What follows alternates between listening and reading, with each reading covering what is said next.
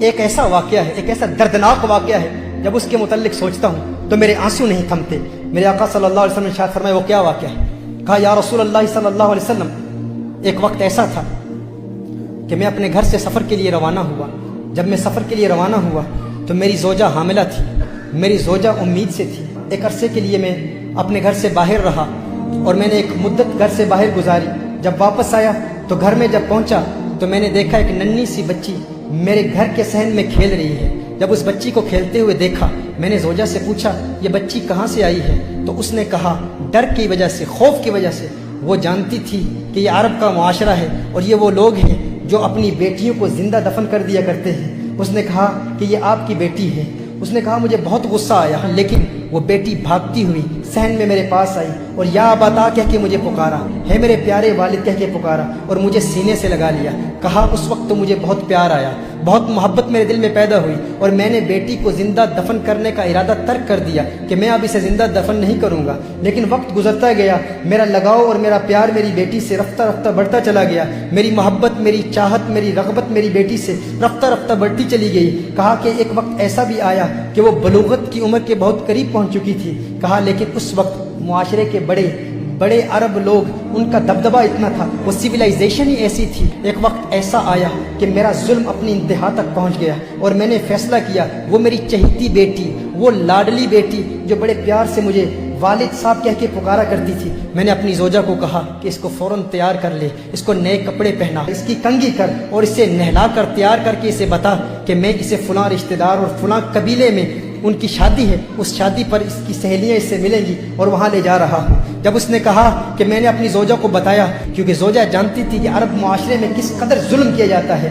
وہ اس کی کنگھی کر رہی تھی، اس کے بال سنوار رہی تھی، لیکن میری زوجہ کی آنکھوں سے اشکوں کی برسات جاری ہو گئی۔ بہت رو رہی تھی میری زوجہ اور بچی نے بڑے پیار سے پوچھا ہے میری والدہ، ہے میری ماں، آپ کیوں رو رہی ہیں؟ اس والدہ نے بتایا نہیں، کیونکہ وہ والدہ جانتی تھی اگر بتا دیتی تو والد والدہ کو بھی قتل کر دیتا۔ معاشرہ ایسا تھا۔ میری زوجہ نے میری بیٹی کو تیار کیا، تیار کر کے جب وہ دروازے پر آئی تو میری زوجہ نے ایک جملہ کہا۔ اس نے کہا یا رجل لا تضيع الامانہ، یا رجل لا تضيع الامانہ، اور اس نے ڈرتے ہوئے کہا ہے مرد اللہ کی امانت کو ضائع نہ کرنا، ہے انسان یہ اللہ کی امانت ہے، اسے ضائع نہ کرنا، اسے برباد نہ کرنا۔ اس نے کہا روتے ہوئے۔ میری زوجہ نے جب یہ جملہ کہا تو میری ننھی بچی بھی یہ جملہ سن رہی تھی، وہ بھی ان باتوں کو سن رہی تھی۔ کہا میں نے بچی کی انگلی پکڑ کر میں بچی کو اپنے ساتھ لے گیا، ایک صحرا میں لے گیا۔ بچی پوچھ رہی ہے، اب یہ 3 احادیث، 3 مختلف روایات کا نچوڑ آپ کی بارگاہ میں پیش کر رہا ہوں۔ وہ کہتا ہے میری بچی بار بار پوچھتی ہے میرے والد صاحب جس قبیلے میں آپ مجھے لے جانے والے تھے یہ رستہ اس قبیلے کو تو نہیں جاتا، آپ مجھے کہاں لے جا رہے ہیں؟ ایک روایت میں آیا کہ اس بچی نے کہا، اس نے کہا کہ میں نے بچی کو اٹھا لیا، بچی تھک گئی۔ تھوڑی دیر کے بعد وہ بچی خود کہتی ہے والد صاحب آپ تھکاوٹ تو محسوس نہیں کر رہے، آپ تھک تو نہیں گئے؟ کہا میں نے اپنی بچی سے کہا میں نہیں تھکا۔ بچی نے کہا نہیں آپ تھک گئے ہیں، اب میں آپ کے ساتھ چلوں گی۔ انگلی پکڑ کر اس بیٹی کو وہ والد اپنے ساتھ اس صحرا میں لے گئے۔ اب جب اس نے دیکھا کہ میں نے گڑھا کھودنا شروع کر دیا، میں نے وہاں پر ایک گڑھا کھودا تو بچی کہہ رہی ہے میرے بابا جان یہ گڑھا کیوں کھود رہے ہیں؟ ایک روایت میں آتا ہے کہ جب بچی نے دیکھا کہ والد صاحب کا پسینہ نکل رہا ہے تو وہ بچی خود اپنے کپڑوں سے والد صاحب کا پسینہ پہنچ رہی ہے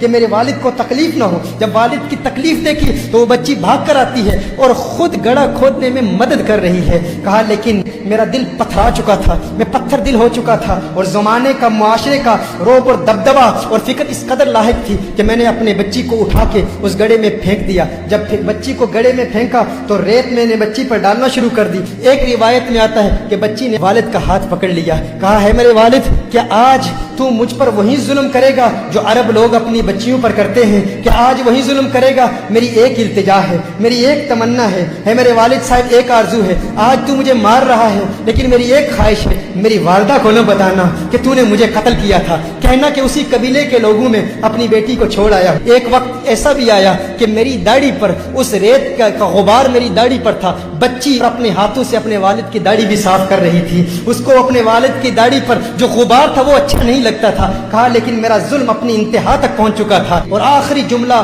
اس بچی نے کہا ہے میرے والد آپ کو یاد ہے جب میں گھر سے باہر نکلی تھی تو ماں نے کیا کہا تھا؟ یا رجل لا تضيع الامانہ، اللہ की अमानत को ज़ाया न करना।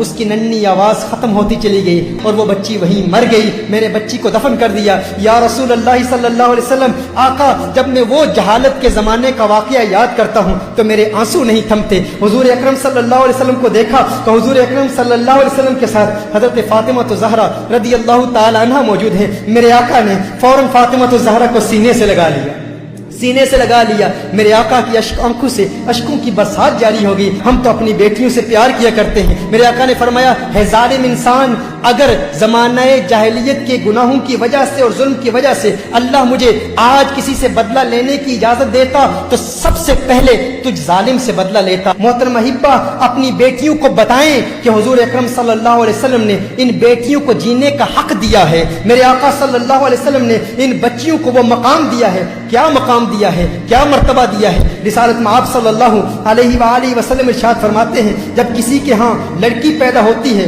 तो अल्लाह ताला उसके घर फरिश्तों को भेजता है। आज आप देखें, आपके घर बेटी पैदा हो जाती है, आप परेशान हो जाते हैं। 2 बेटियां पैदा हो जाती हैं, आप परेशान हो जाते हैं, क्योंकि बेटों पर हम फख्र करते हैं। मेरे आका सल्लल्लाहु अलैहि वसल्लम इरशाद फरमाते हैं, जब अल्लाह ताला किसी को बेटी अता करता है, लड़की अता करता है, तो उसके घर फरिश्तों को भेजता है। फरिश्ते आकर कहते हैं, है घर वालों, तुम पर सलामती हो। फिर फरिश्ते अपने पर बिछा देते हैं, अपने परों के साए में उस बच्ची को ले लेते हैं और अपने हाथ उस बच्ची के सर पर फेरते हैं। और फिर फरिश्ते कहते हैं कि ये नातवा कमजोर जान है, जो इस नातवा कमजोर की परवरिश करेगा, कयामत तक अल्लाह की मदद उसके शामिल हाल रहेगी। मेरे आका सल्लल्लाहु अलैहि वसल्लम ने इरशाद फरमाया, बेटियों को बुरा मत कहा करो। तुम देखते नहीं मैं मोहम्मद अरबी भी बेटियों वाला हूँ, तुम देखते नहीं मैं भी बेटियों वाला हूँ। बेशक बेटियां तो बहुत मोहब्बत करने वाली